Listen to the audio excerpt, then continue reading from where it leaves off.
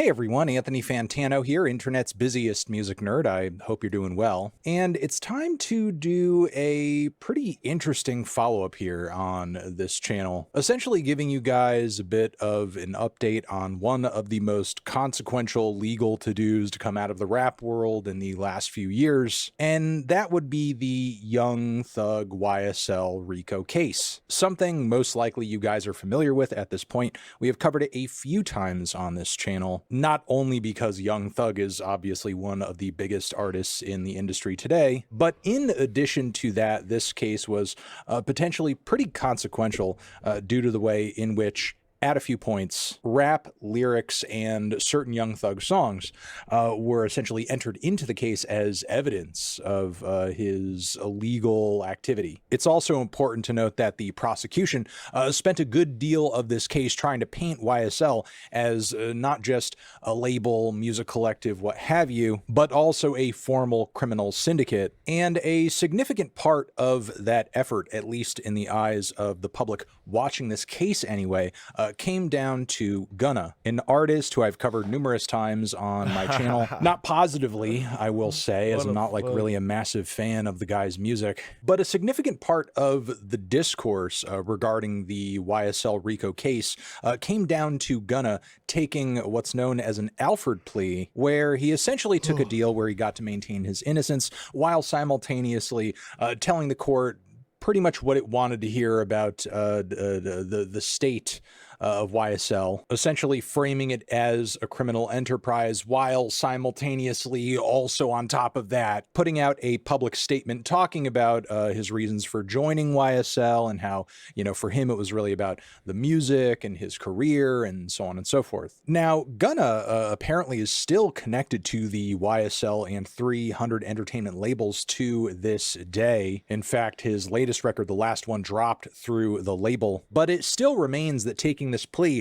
it did not result in a lot of positive press for Gunna in the immediate, meaning he was instantly painted as a rat, as a snitch. And look, I'm not going to come on here and pretend like I'm the #1 expert or authority or, the most important voice when it comes to street politics, the Atlanta hip hop scene, the ethics of snitching, staying silent, or any of that. I mean, look at me. Do I look like your go-to source for that information? No, obviously I'm not. But it still remains that Gunna is one of the most popular rappers out of Atlanta on the scene today. He has quite a bit of crossover appeal in the music industry, actually. And that's despite the fact that since taking that Alford plea, there have been a lot of hip-hop artists and fans who have come out against him. And it's led to at least a little bit of alienation in the industry, which he most definitely needed to overcome in order to build his career back to where it is today. Because again, despite me not really being a big fan of his latest record myself, I can't really deny that commercially it did do pretty well. These accusations and this general portrayal of Gunna as a snitch, as a rat, have long broken containment from the hip-hop world. These are jokes and allegations and framing that he has needed to dodge and work around for years at this point. So now, with all of that being said, what is especially interesting today is that recently information has come to light that Gunna might not have been the only person who fed the authorities some information, told them what they wanted to hear. We now have Young Thug responding to allegations of snitching himself, outright posting and denying a statement that is on the first page of a legal document saying that he gave some kind of testimony or information while in a police car. And also in the wake of all of this, there is an almost 2-hour piece of deposition audio that fans have just been absolutely going over with a fine-tooth comb. And now, also on top of this, he has been in a back and forth with fellow Atlanta rapper Rollo, essentially pointing at each other and arguing over who told the most. Now, at the time of me shooting this video, the dust obviously is not fully settled on this topic. The full details are sure to pan out over the next few weeks or so. But the reason I'm really making this video here is that personally, I find it to be patently unfair that Gunna was essentially put into a situation where he had to really soak up the brunt of the view, the accusations, the perception that he's just a rat, a snitch. And frankly, I think it's pretty commendable that, since taking that plea, which, to put it clearly, again, I'm not exactly in the position to make the moral call on what he should or shouldn't have done there, and getting back into his music career, Gunna seemingly has turned a lot of his life around and just sort of seems to be focusing a lot on making new music, doing features here and there, and doing a lot of working out, which again, totally cool. And, despite the fact that I'm not crazy about the man's music, I still would like to see him personally do well. Okay, cutting in here to add some additional thoughts to this very messy, ongoing story, because yes, this whole thing is still unfolding and is becoming a worse and worse look by the day. But again, keep in mind, up until this point where I am recording this new bit of video, the internet, broadly speaking, is looking at Young Thug pretty skeptically now. And you have terms getting thrown around like Ratlanta. So with the conversation around all of this being so hot, of course, out of the blue, in comes some leaked audio that is, of course, now creating quite the diversion. But the biggest and most relevant piece of audio that a lot of people are discussing now is this claim that Young Thug makes over a phone call that he paid tens of thousands of dollars in order to give Gunna enough streams behind his new album at the time to compete with Morgan Wallen and also the new Weeknd album, Dawn FM, when that record was dropping. The number one album you just had right now, I paid for you to have a number one album. You didn't, you know what I'm saying, honestly earn a number one album over the weekend, my boy. I paid for that shit. You never earned a number one album. I spent 50 extra grand buying motherfucking streams. Damn. $50,000 buying streams for you. Which, that Gunna record did do very well commercially. Even one of his biggest hits actually came off of that record. I mean, it did seem like at the time there was at least some true organic interest around what Gunna was making and put out on that record, but still, this phone call now calls into question the legitimacy of that album's commercial success, because we're literally talking about buying streams here. And maybe we will revisit this topic on... This is a big thing that everybody forgets about. You could buy streams, you could stream it yourself, you could literally inflate the fuck out of it. I've always been the one to think, why the fuck is there 100 million people listening to that song? How the fuck is there 1 billion people listening to that song? How? It doesn't make any sense to me at all in this day and age.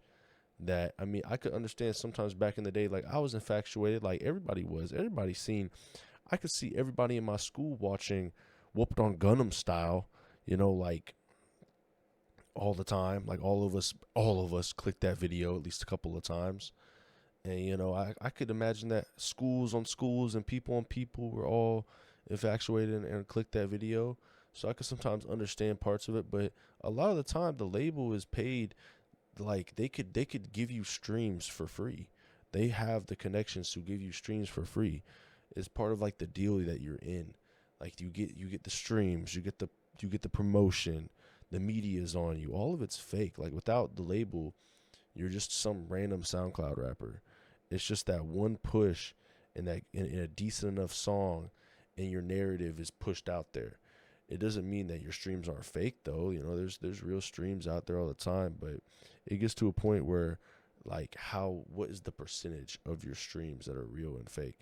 Like, I've been the one to think, how the fuck does this song have?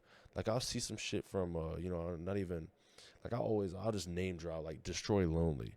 Like, I remember Summers and Destroy Lonely dropped the same day, and this was when Summers dropped Marble Floors, and then Destroy Lonely dropped, like, one of his music videos before, like, his last album, which did horrible.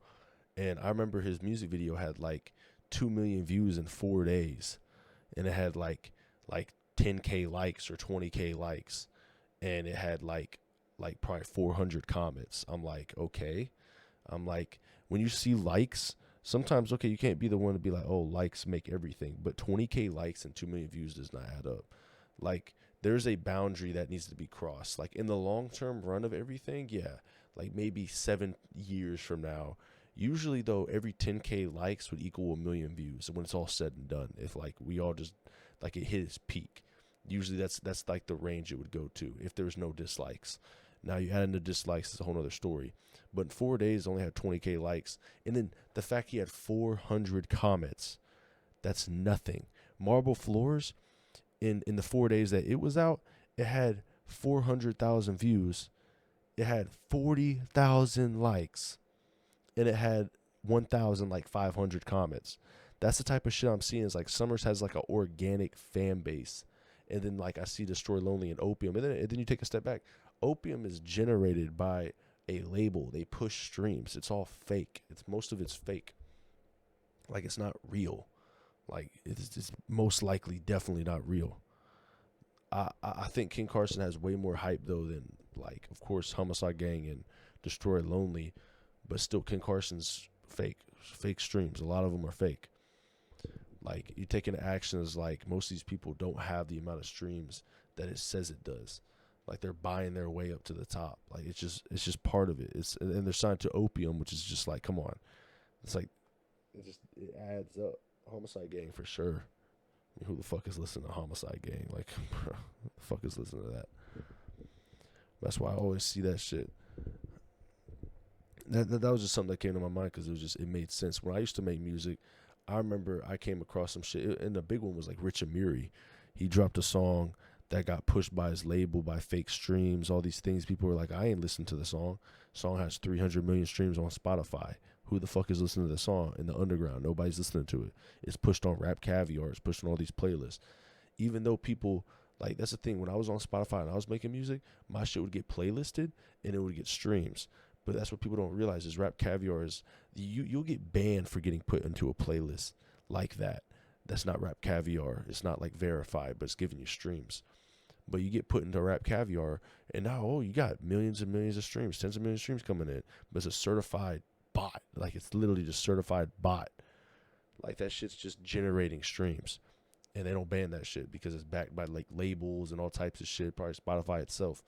So, it's just, it all comes down to, like, I don't know, like, these streams would just be fake. It's like, I've never heard of this artist a day in my fucking life, and he has 100 million views on YouTube.